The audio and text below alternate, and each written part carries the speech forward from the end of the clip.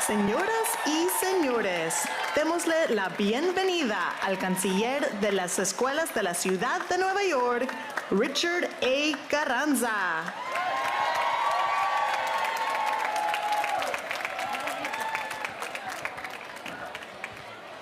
Buenas noches, raza.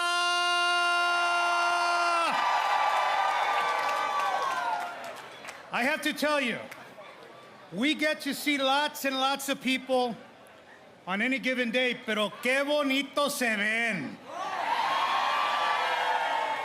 Is there anyone here from Nicaragua? San Salvador? Puerto Rico? La República Dominicana? Y hay mexicanos.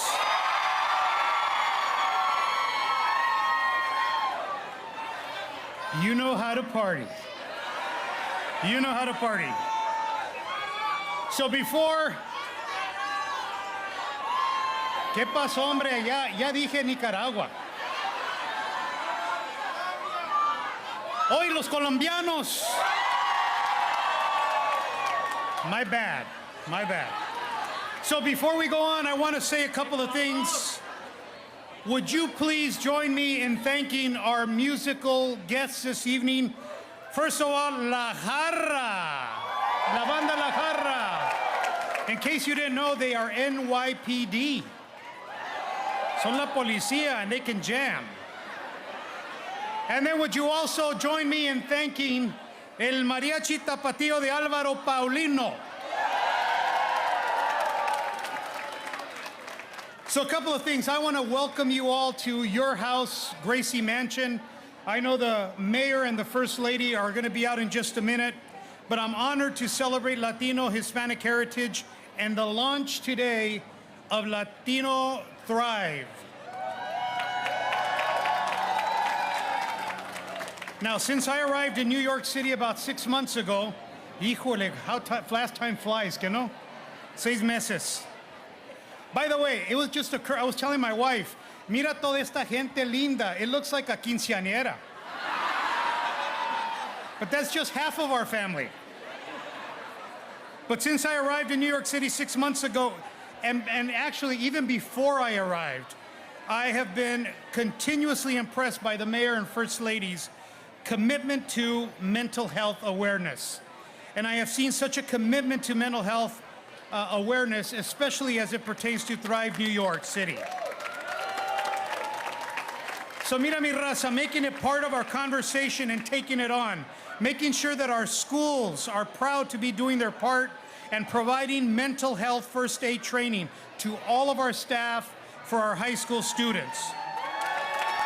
We're well on our way to making sure that thousands of students will have the support that they need. And today is a new day right here in our beautiful city of New York, in many communities, including our Latina communities. We want to make sure that mental health is an issue that is not hesitant to be talked about. So with New York Thrive and now Latinos Thrive, the mayor and the first lady are taking a step to change the previously unspoken to now being the spoken. And with that, I'd like to say thank you to the mayor and first lady. On behalf of the 1.1 million students, thank you for changing the conversation around mental health for future generations. Unas palabras pequeñas en español. Quiero darle las sinceras gracias al señor alcalde y la primera dama de nuestra ciudad por hoy iniciar Thrive, Latino Thrive. Es importante que nuestras comunidades no sea algo que no se habla. Es importante que nuestros estudiantes tengan el apoyo que necesitan para la salud mental. Y vamos a comenzar ese esfuerzo y seguir con ese esfuerzo en nuestras escuelas, en las preparatorias, asegurando que nuestros estudiantes tengan el apoyo que necesitan. So, gracias al señor alcalde y nuestra primera dama. Y con eso, quiero decir, ladies and gentlemen, there is no better place in America to be a Latino or Latina than in New York City.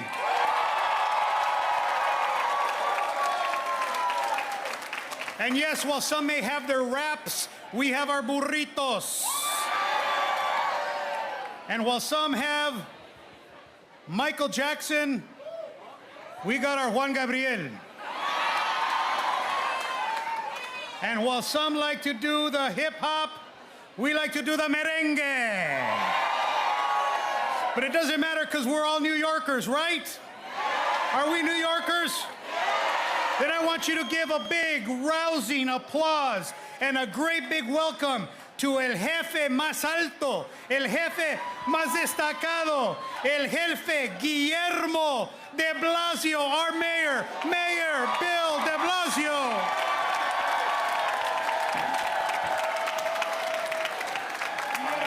Fired up. Bienvenidos a la Casa del Pueblo. Buenas noches a todos. Everybody, we are so happy to have such a big, boisterous room of people who help make this city great. I want to thank everyone here because you contribute to New York City in so many ways. You make this city great. I want to ask a favor. Please give a round of applause for your neighbor.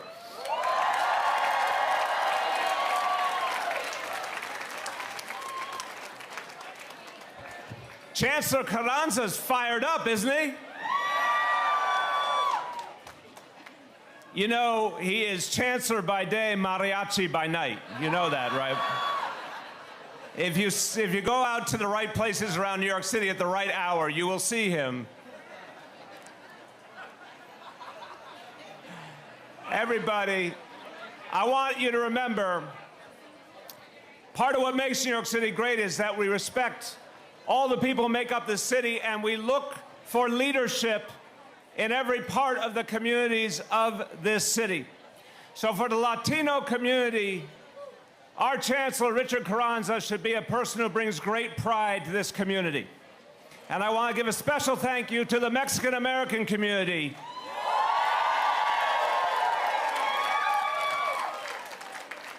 Our Chancellor's doing an amazing job, isn't he? And so many communities that make up this city. You know, we are proud. We have the biggest Puerto Rican community outside of Puerto Rico. The biggest Dominican community outside of the Dominican Republic. A growing Colombian community. A growing Ecuadorian community. Okay, Honduras too, I like that. They may be small, but they're loud. Everybody, all the communities here tonight, we have a lot in common. And we have in common that we believe that this is a place for everybody, don't we? One reason we are all here is we believe New York City is meant to be shared respectfully by all of us. You know, in this moment in history, so many people are talking about excluding one group or another, looking down on one group or another. Here, we believe everybody belongs, don't we? Isn't that what makes New York City great? Well, I want to first salute so many leaders who have gathered here. You see them on stage behind me. And I'm going to call out their names, and I want you to acknowledge all the great work that they do. I'm going to give special attention first to the members of my administration who come from different Latino communities of this city and who have done so much for everyone in this city, starting with our Deputy Mayor for Health and Human Services, Dr. Herminia Palacio.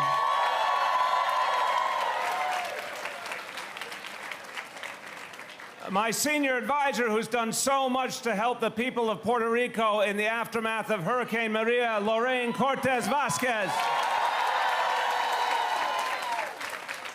Our acting health commissioner, Dr. Oxiris Barbeau.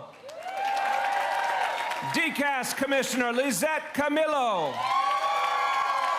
Probation commissioner, Ana Bermudez.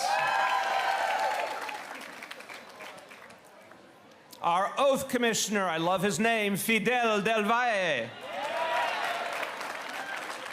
our acting Chief Technology Officer, Albi Bocanegra.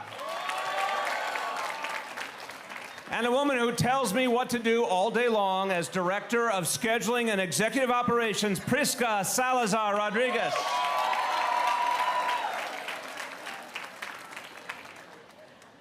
And other key members of our administration are here. Our Commissioner for Immigrant Affairs, Bita Mustafi. My Senior Advisor Director for our MWBE effort, Janelle Doris. Director of Appointments, she's the person who has all the jobs. Be nice to her, Joni Kletter. Small Business Services Commissioner, Greg Bishop. Commission on Gender Equality Executive Director, Jacqueline Ebanks. You're going to hear from our First Lady in a moment, and the woman who does so much to make all of her work possible, her Chief of Staff, Roxanne John. You're going to hear all about Thrive tonight. We want to thank the Executive Director for Thrive NYC, Alexis Confer. And a man who makes all this work at Gracie Mansion possible so we can have these great events, Paul Gunther of the Gracie Mansion Conservancy. We have a cast of thousands here tonight, don't we? Now, also, elected officials are here to celebrate the Latino communities in New York City, starting with Congressmember Carolyn Maloney, the District Attorney of the Bronx, Darcel Clark, State Senator Kevin Parker, Assemblymember Carmen de la Rosa, Assemblymember Natalia Fernandez, Assemblymember David Weprin, whose mom is from Cuba, Assemblymember Nick Perry, Councilmember Diana Ayala, Councilmember Francisco Moya, Councilmember Matthew Eugene. And even though the November election has not yet happened, I believe the next state senator from her district in Queens will be Jessica Ramos.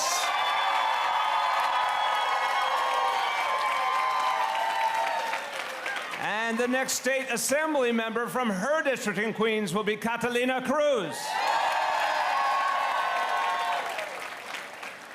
We thank all the dignitaries, all the representatives of governments from across Latin America who have joined us tonight. Everybody, I have the honor in a moment of bringing up our First Lady. And she's going to talk about why it is so important that we join together. I want you to listen to this. We have an opportunity in this city to right a lot of wrongs. We have an opportunity in this city to tear down barriers. We have an opportunity to treat people with the respect that they've deserved for years and decades but never got. That is true for all of our immigrant communities. But it's also true for people who, for too long, have suffered in silence. Because somehow in our society, there is a stigma related to mental health and mental illness. And it makes no sense. We're human beings, right? We have physical challenges, we have mental health challenges. It's part of the human condition. Our First Lady has done more than anyone in the history of New York City to tear down the stigma that has held us back for so long. When she started the Thrive Initiative 3 years ago, she did it because she believed that stigma was hurting us all. And it was particularly hurting us in communities of color. And that's why tonight is so important. Tonight, this new initiative to reach millions of New Yorkers, to make sure that no one suffers because they feel they shouldn't come forward. No family feels shame over something that's just part of the human condition, that we uplift everyone. And the day we do that, there will be millions and millions of healthier and happier New Yorkers. So Ladies and gentlemen, it's my honor to present to you someone, even though she's not quite as tall as me, I look up to her every single day. La Primera Dama, the First Lady of New York City, McCray.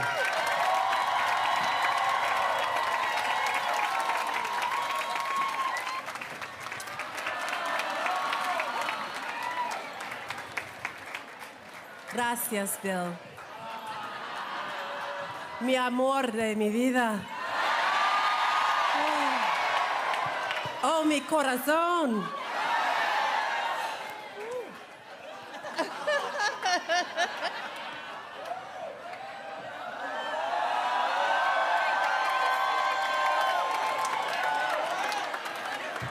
Charlene, this is a family gathering.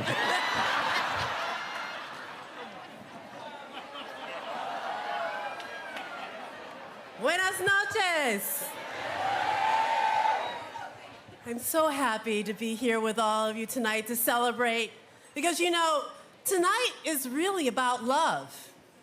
It is. It's about love. Love for our spouses and our partners, love for our friends, love for our families, love for our communities. It's all about love. And of course, we care for those we love. We care for those we love. We watch out for them. You know what we say when we, hook up? It's like in sickness or in health, right? Am I right? That's right. But it's true sometimes when our loved ones are hurting, we don't know what to do. We don't know where to turn. A veces es tan difícil ser humana o humano. It's hard to be human, right? But that's why tonight we are announcing a special commitment to the mental health and well-being of the Latino community called Latinx Thrive.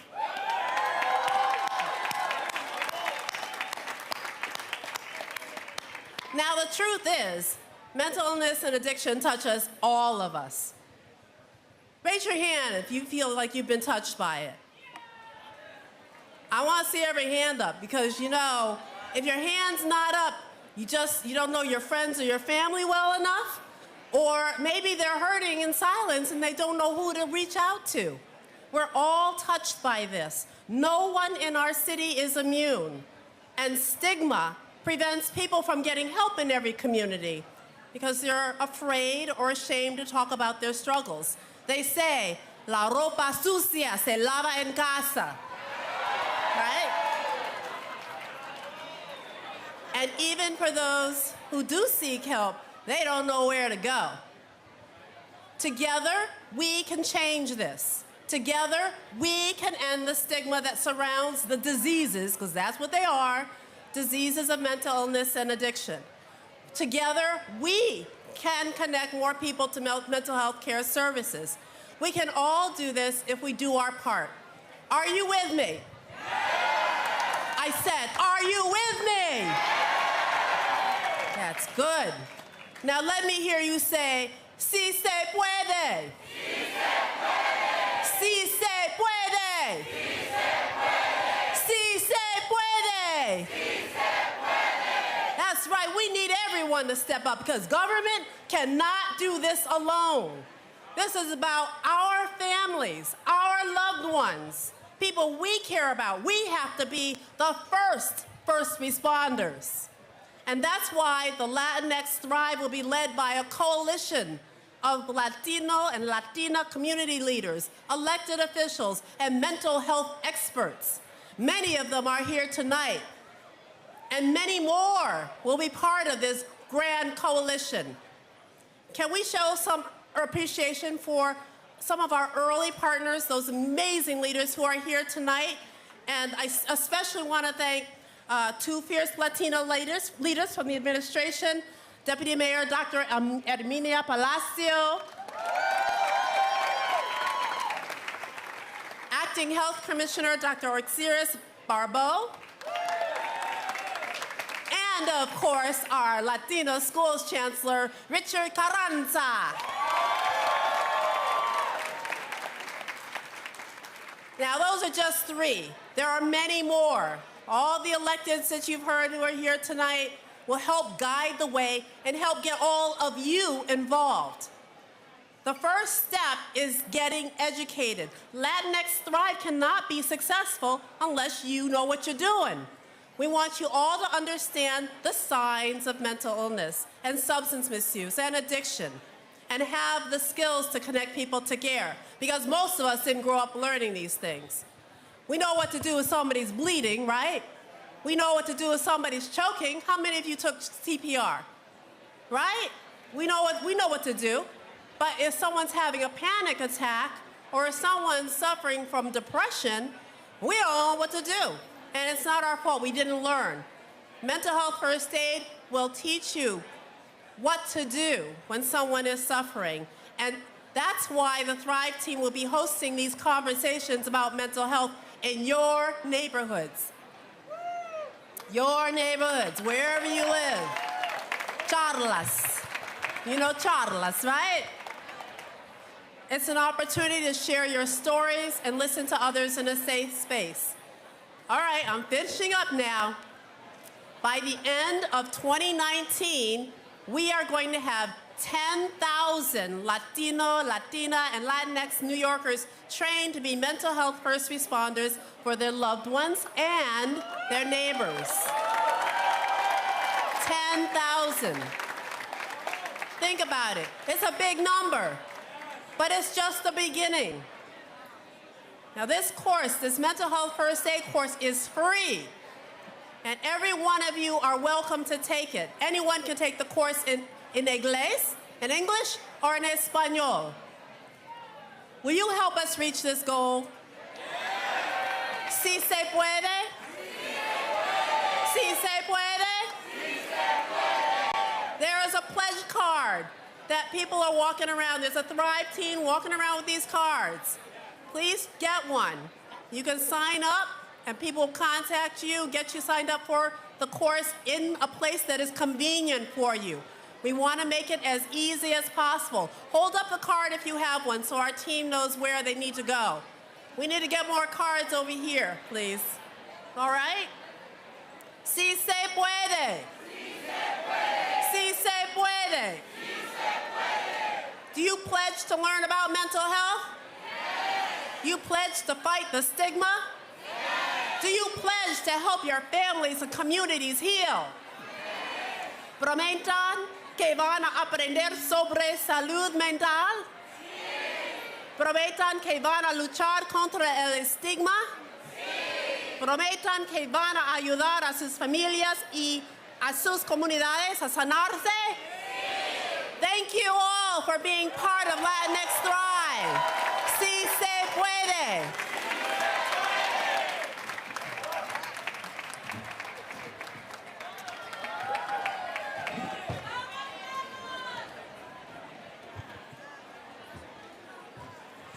Is it hot in here or is it me?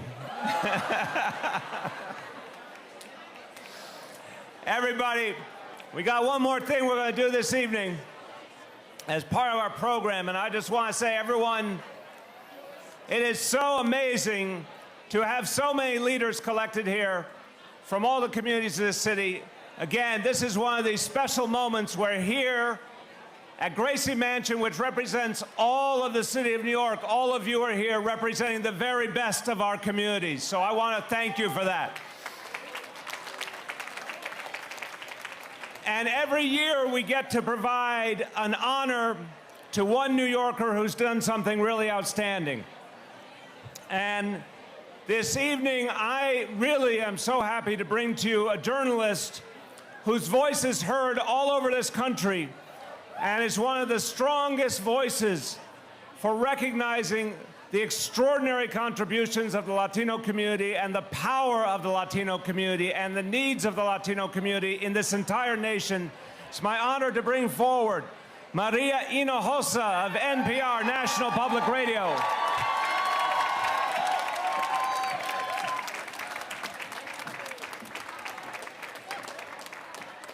Now, I'm going to brag about Maria for a moment.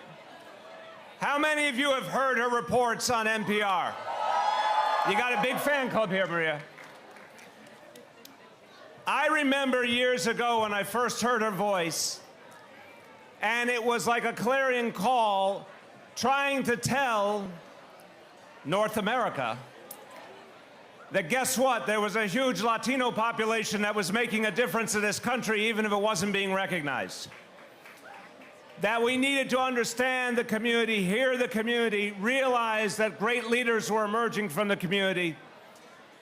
Hers was one of the first voices to call this question in this United States of America.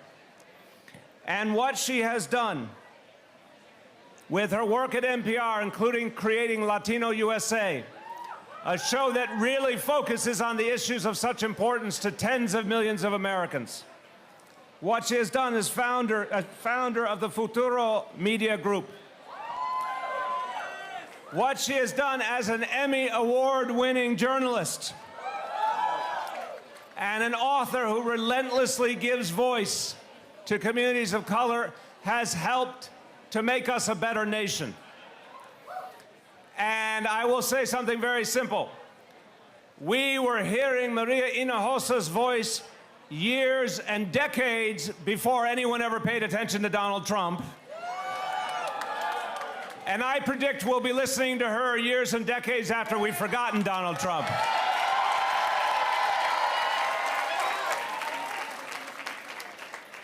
I want to present a proclamation now on behalf of the people of New York City.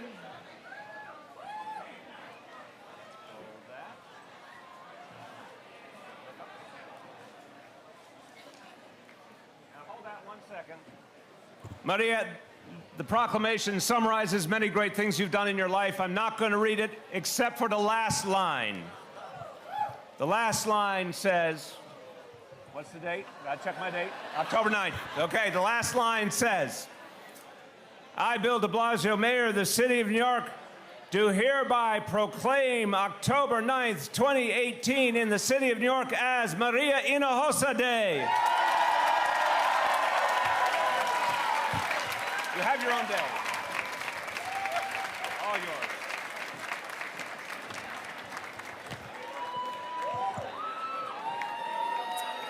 All right,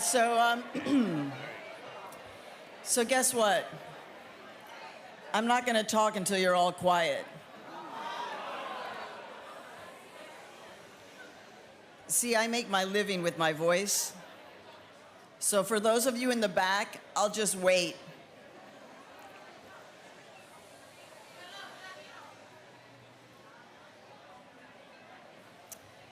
All right, tell the people in the back to be quiet.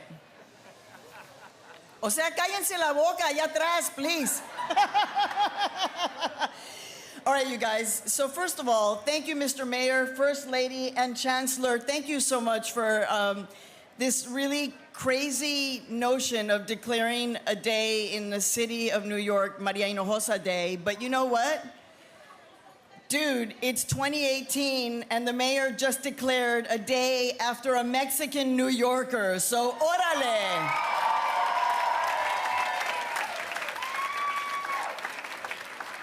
So, you know, I was born in Mexico City. Soy chilanga, chilanga, chilanga. I came to New York in 1979 to go to college here, and my career started on WKCR. I learned so much from my compañeros puertorriqueños, los chilenos, los argentinos, los que estaban aquí, mis colegas centroamericanos. And you know what happened, you guys? Like when I got here in 1979 and I tried to buy tortillas, it was like not good. But there was something beautiful that happened, and I'm so happy to be speaking to my fellow Nueva Yorkinos, because I know you understand this. In that moment, dude, those people are so loud. Are they Latino? Just kidding. So what happened was that I came to New York kind of really, really proud of being Mexicana from Chicago.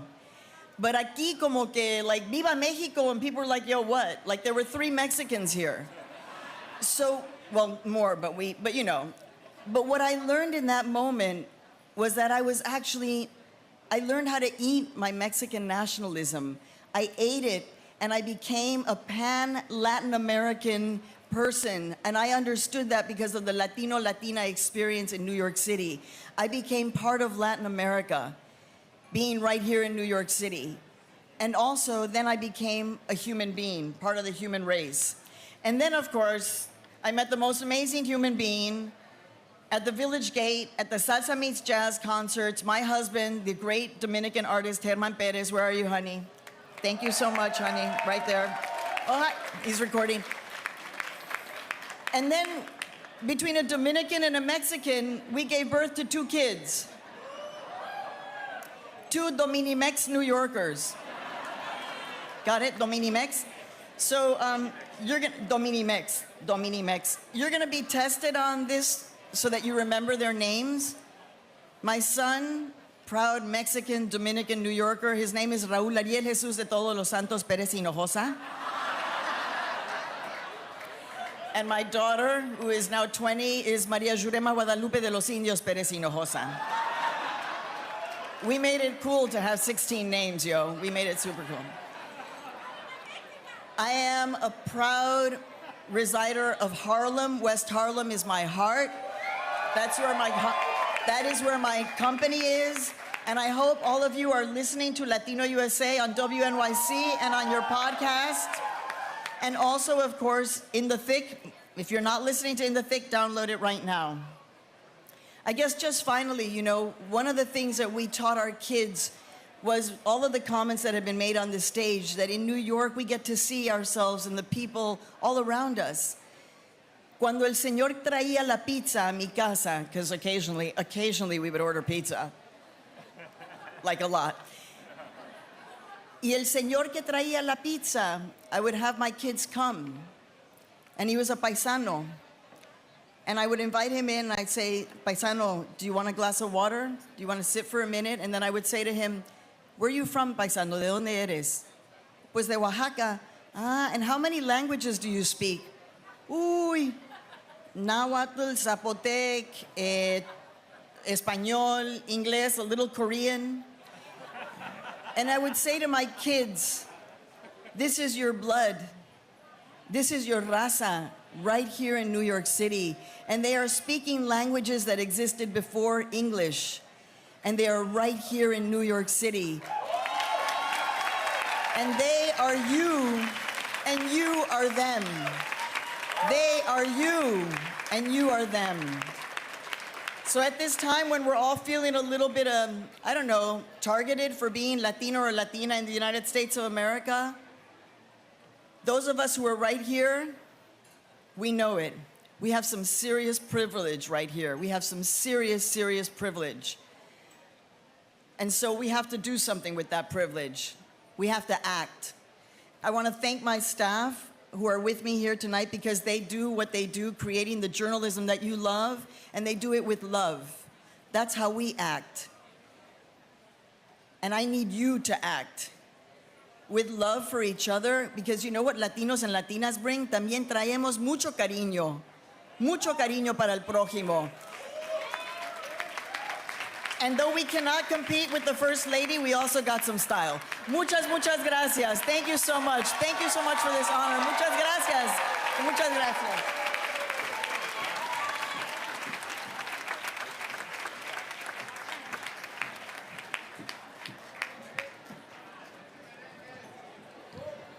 All right, that is it for this evening's program, but I think you know what to do. Si se puede celebrar mucho, let the party continue. Enjoy the rest of the evening.